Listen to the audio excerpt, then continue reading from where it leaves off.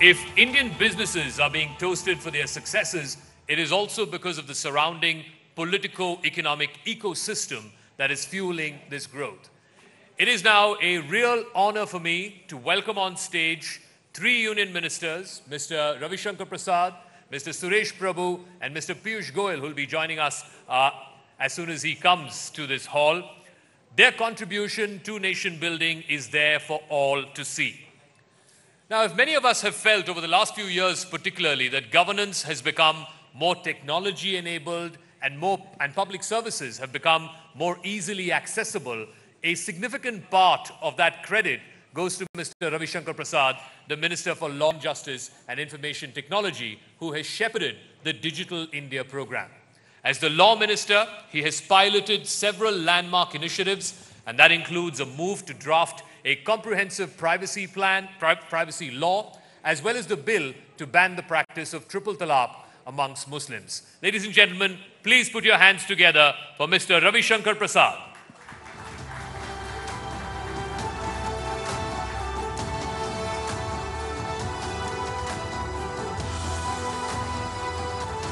Mr. Suresh Prabhu is the Union Minister for Commerce and Industry and Civil Aviation.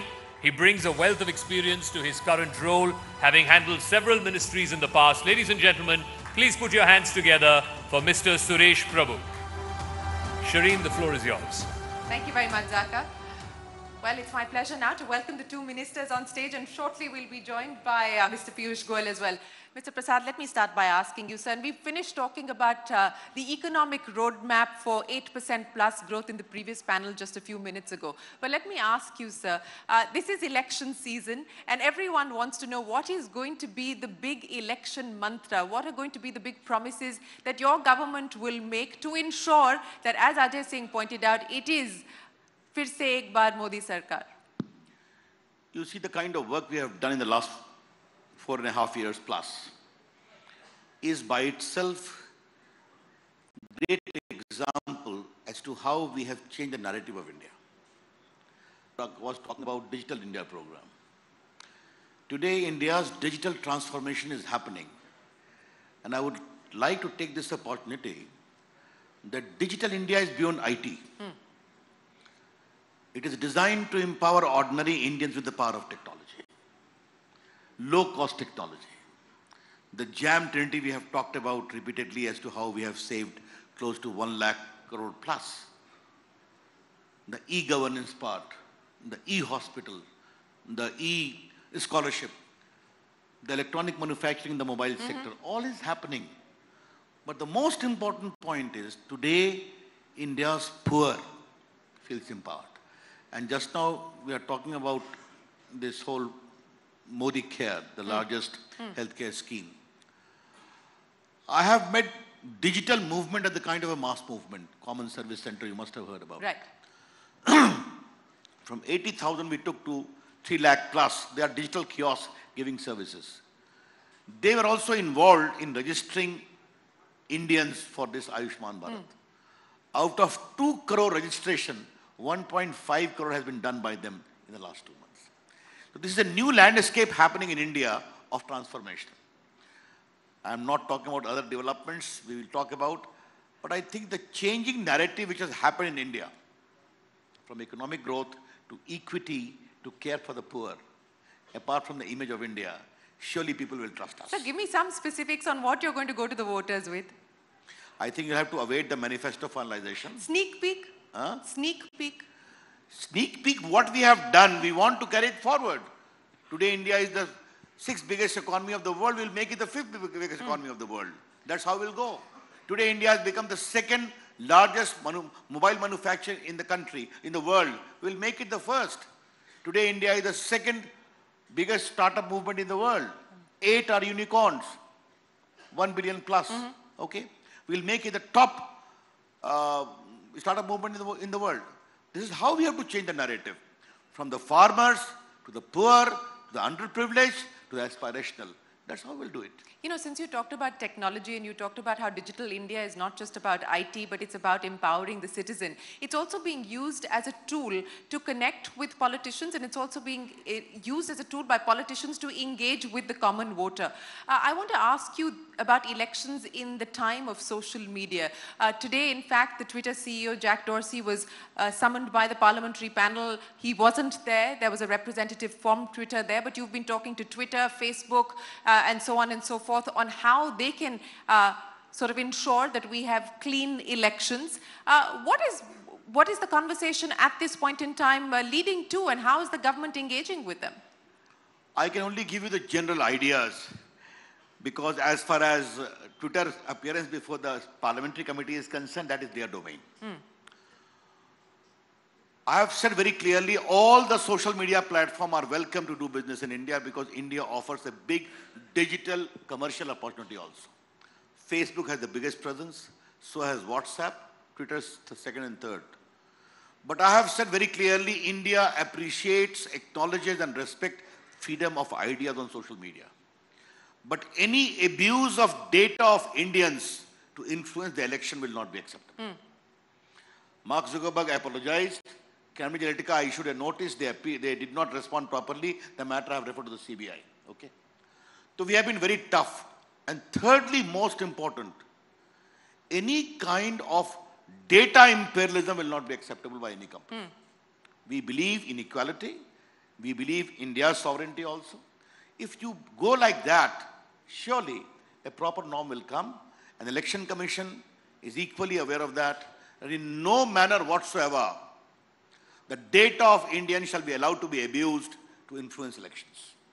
Since you talked about data, sir, and one of the pending issues that this government has not been able to take forward in this tenure, I would imagine if you do return to power, that will be given priority, if I hear what you're saying today. Data localization and a larger data privacy and data protection bill. Disappointed that you couldn't do it in this tenure? First of all, if we return to power, remove the if first. Okay? That's for you to say. I can't make those assertions. Not my place to make those assertions at all. You're free to remove it. And I must clarify, it is no arrogance. With the utmost humility, the kind of work we have done, people will bless us. Now, data protection law. Sri Krishna committee was there, you know it. Yeah. His report came. We had 4 or 5 rounds of consultations. Consultation with the state governments, their reports, the ministries. All the consultations are complete. One final, I would say, nut and bolts are to be tightened, and then we'll go to the cabinet. Now, the whole world is awaiting India's data protection law, and what we have said, we have come with the idea of a data fiduciary. What is that? You deal with data, but act as a trustee. That is very important. Now, electronic policy we have come about. $1 trillion economy of India to make Indian economy $1 trillion we have come about. So much of work has been done. So I think a little word of appreciation from Shireen Bhan would be okay. Huh? We do that every day. And I hope you remember that. When we had come to power, India had only 2 mobile factories. And now we have 127. And with components, and it is 261. We've done several interviews with you about that as well. But you know, I want to go back to the comment that you made, that there's no question of if you will return to power. And you also then qualified to say that that is not arrogance, but there's confidence in that statement. You know, the conversations that are happening between various political parties, the combinations that are being worked out. I know that the BJP believes that Mahamilawat is not the way to go for India, but what gives you the confidence that you'll be able to replicate the arithmetic that you garnered for yourself in 2014, given the combinations that you're up against? 3 clear reasons. India of 2019 is not the India of 90s, where you have Prime Minister for 1 week to 40 days to 10 months to 8 months. I will not take names. It is a confident India, aspirational India. And handling the IT portfolio, Shireen, let me tell you, no power on earth can stop India from becoming a global power, powered by the aspiration of young Indians. The second, Indians want a leader who can take decisions. And as our Prime Minister rightly said, if I am heard globally, if India's global stature has risen, people around the globe also take cognizance of the fact that I'm a Prime Minister who has a legitimate mandate. The mandate is very important. Now, who is the Prime Minister candidate? Let me ask you a question. Is it Mamta ji? Is it Mayawati ji? Is it Akhilesh ji? Is it Sharad Pawar ji? Who are there? I have no answer to that question, sir, because I'm not because involved with those negotiations. If I don't talk about the Milawat part, you have a combination which is leaderless, rudderless, programless. And India on the rising mood. There's a mismatch. And the people of India, third point I'm going to tell you, people of India know whom to vote for the municipality, whom to vote for the Gram Panchayat, whom to vote for the state, and whom to vote to run India. So you're saying that don't make too much of what happened in the assembly elections. Don't extrapolate that to mean that 2019 is going to be a difficult year for you. No, I can tell you, I should be very honest, we lost Chhattisgarh. But we did not lose Madhya Pradesh, okay, the kind of vote, 10, 15 seats we lost very marginally, in spite of 15 years good governance. But you lost, sir. I mean, a loss is a loss. We did not form the government, but the defeat conclusively was in Chhattisgarh. But when you take to the Lok Sabha elections, the people of India know whom to vote and what country expects. And you know, the most important thing is the kind of work Modi ji has done. I will tell you, Shireen, go to the villages.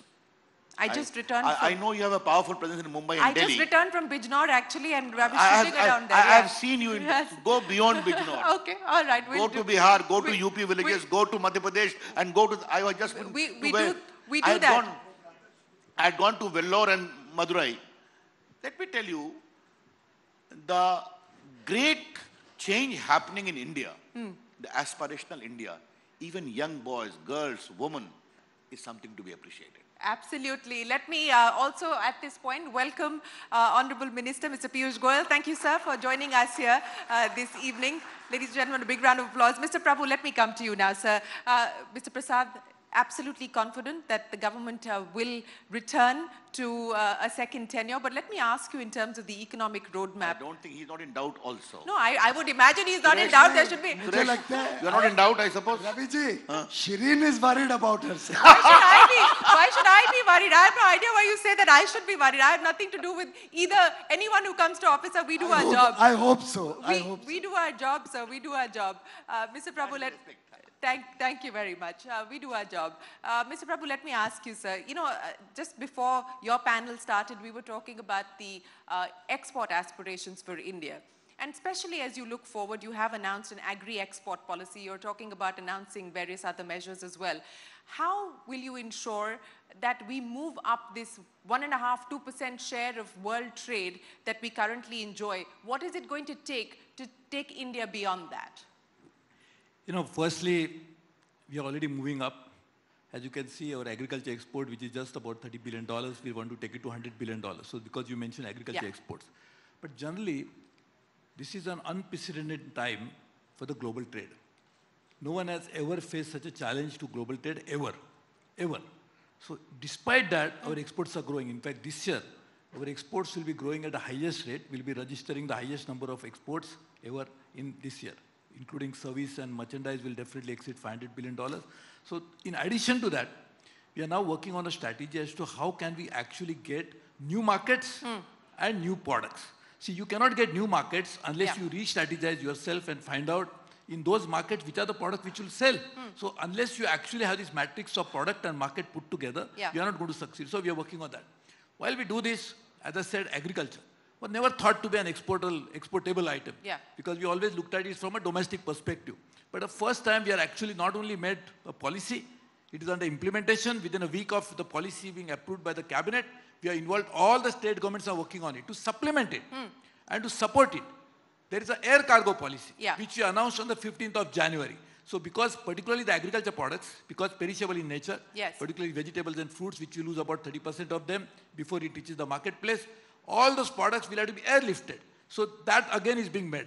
Also, we need to have a different kind of strategy to enter markets of different kinds. So actually tomorrow, I'm meeting all the Latin Americans. On the 16th and 17th of March, we are meeting all the Africans. So this is, we just met only 3 days back, all the ASEAN ministers from 10 of them. Then of course we keep doing that. So idea is, how do you ensure that we work with them? And then of course we are working with all export promotion councils who are the ones who actually will export. Because government can only facilitate it. Then we revamped the Exim Bank regime so that they recapitalize, so they will be able to now get more money. And then again, the systems which actually allowed the money to flow from the Exim Bank to the Yeah. foreign markets, that again has been completely relooked If I may ask you a quick follow-up before I get to Mr. Goel. I also want to add to what I'll he get to said. that, sir. Just to what he I'll get you to respond to that. But very quickly, sir, something that you and I have had many conversations about, our tryst with the new industrial policy, and this was supposed to be the new industrial policy after almost the early 90s that was going to be put in place.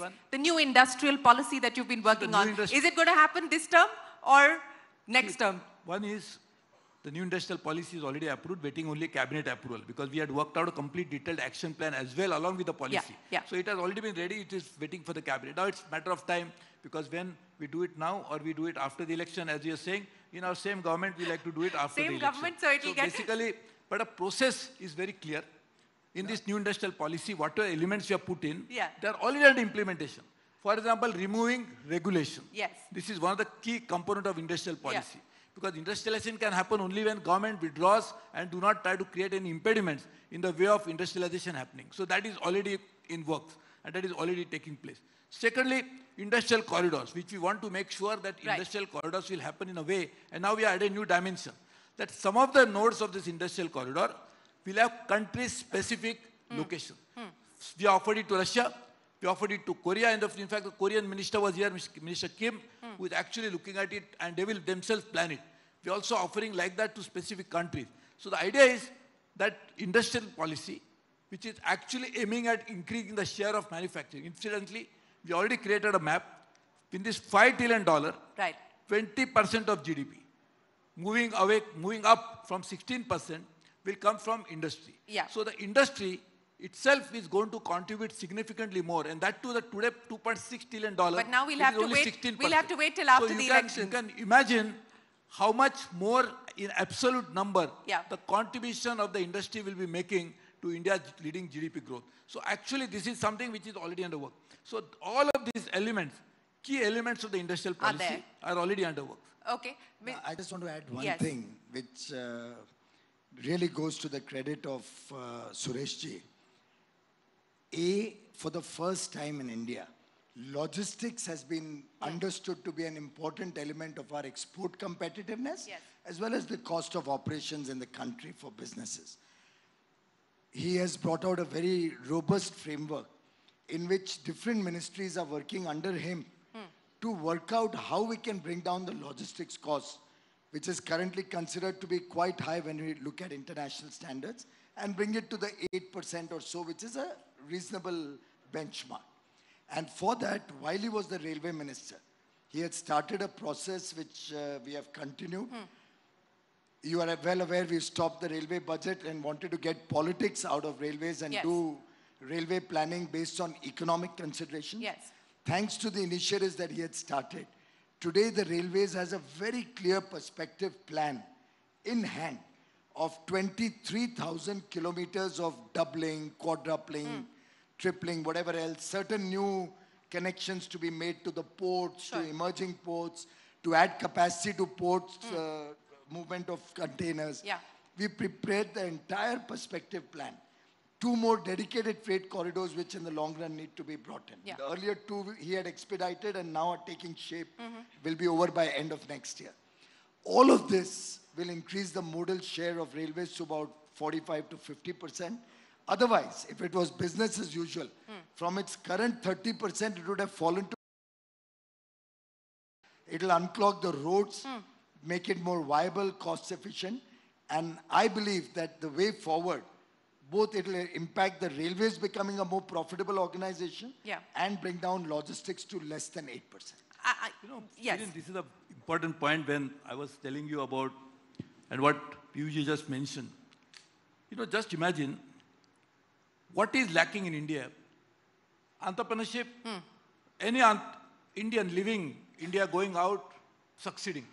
In India, despite several challenges in the past 60s, 70s, 80s, we could actually contribute so much to the industrialization, 6th, 7th largest industrialized country in the world.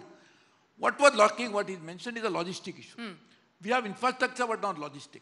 Now making sure, so we are creating integrated logistic strategy and actually implementing and rolling out a plan as we go along. What is the result of this? If the logistic cost goes down And the turnaround time, the logistics speed goes up. Yes.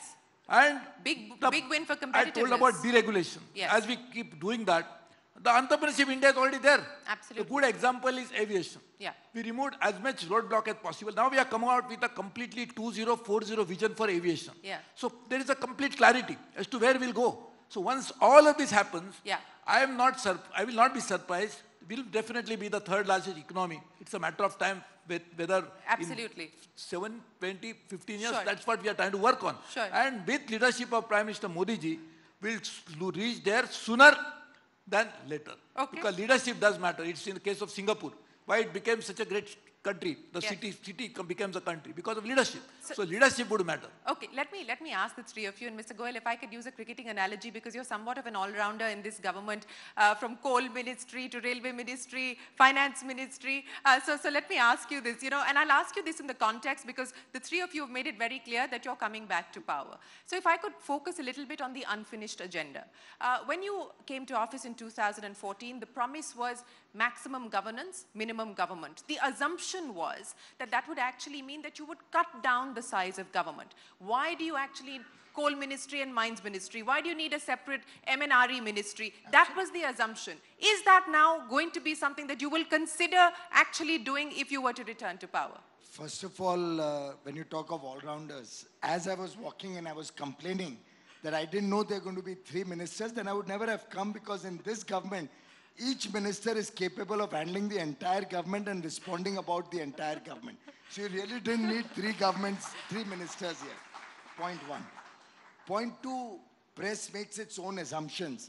I don't think very often those assumptions necessarily are right. When we talk of minimum government and maximum governance, it's about governance practices. It's about transparency. It's about taking issues to its logical end in a time-bound manner. You heard the Prime Minister talk of the ABC philosophy. Now, your limited focus, so it's very easy, we can merge coal and mines tomorrow.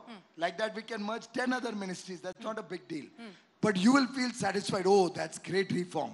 In fact, that's the myopic view that some people have.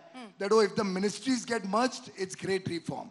If a certain action is taken, it's great reform. No, but why is the merger of public sector entities great reform and not the merger of government ministries? It's a case-by-case thing. When 2 companies are doing marketing of the same product, and if they are being merged or a value chain is being created from the production phase to the marketing phase, it's a case-by-case situation. There's no one-size-fits-all. Otherwise, probably CNBC should now consider TV18. That why have so many anchors?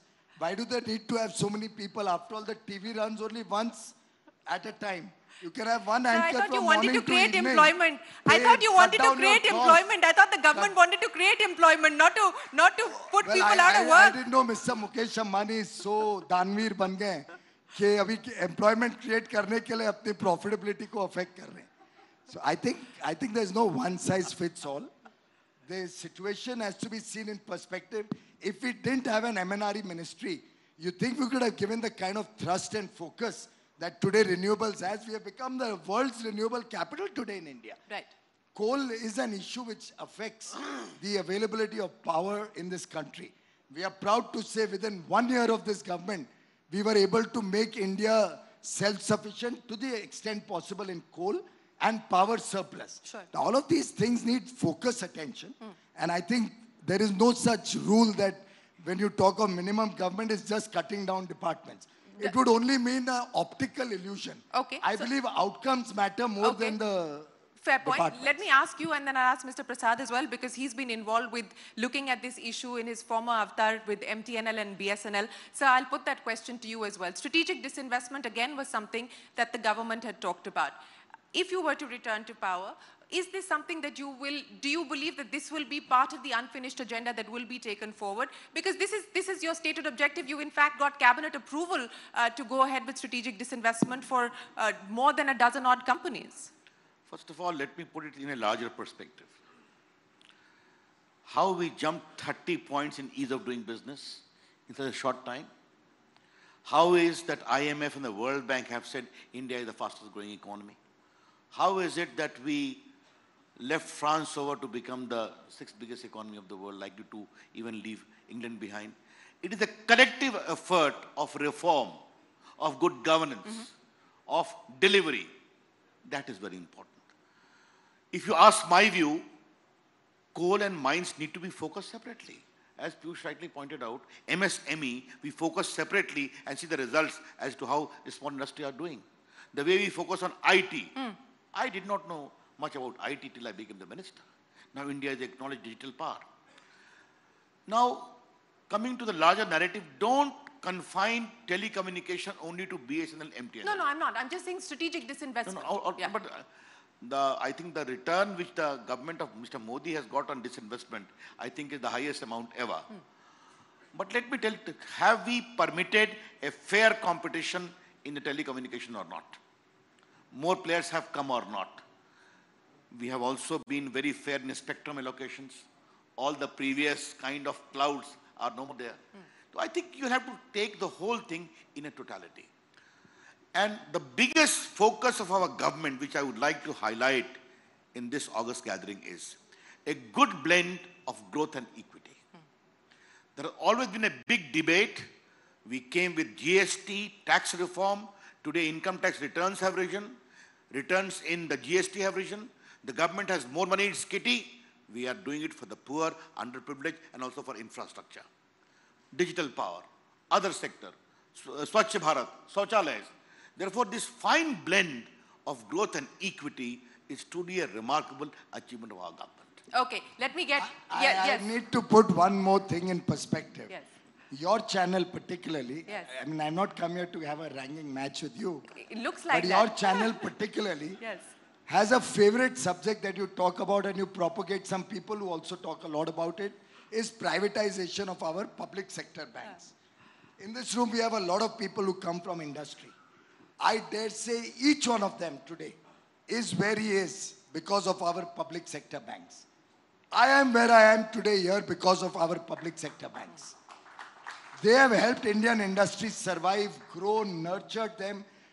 If anybody has a problem, and everybody has a problem in life, at that point of time, the private sector just scoots and runs away.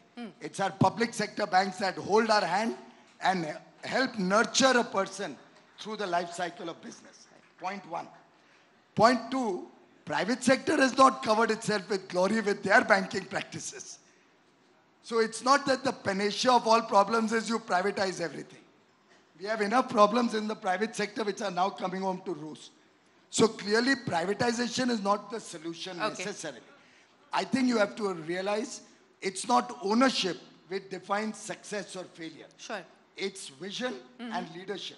And that this government has given a plenty to all our enterprises. So can I get 10 seconds from each of you before we close the session, sir? And Mr. Goyal, I'll start by asking you the top 3 things that you will focus on in terms of reform if you were to return to power.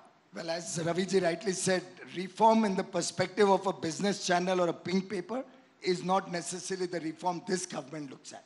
For me, giving electricity to the poor child at the remotest village is the biggest reform I could do. For Pradhan Mantri ji's Swachh Bharat and toilets for our mothers and sisters who could not use the toilet between sunrise and sunset is the biggest reform. That path will continue. We want more benefits to reach the weaker sections of society. Second, very major agenda of any ministry in this government will continue to be a deep thrust on honesty and integrity, which we have taken to the highest level. We have to change the way the rules of the game. Before this government came in, and illustrious leaders ran governments for many years, but we never got the tag of an honest economy anywhere in the world. So I think that is going to, integrity of government is an important issue for us. Right. And third and most important, I think, is giving a strong, stable government to the country, a decisive government which can lead from the front and will never have to come to the people of India and say, what can I do? Such a big scam happened, 2 lakh crores in one, 1,86,000 crores in another.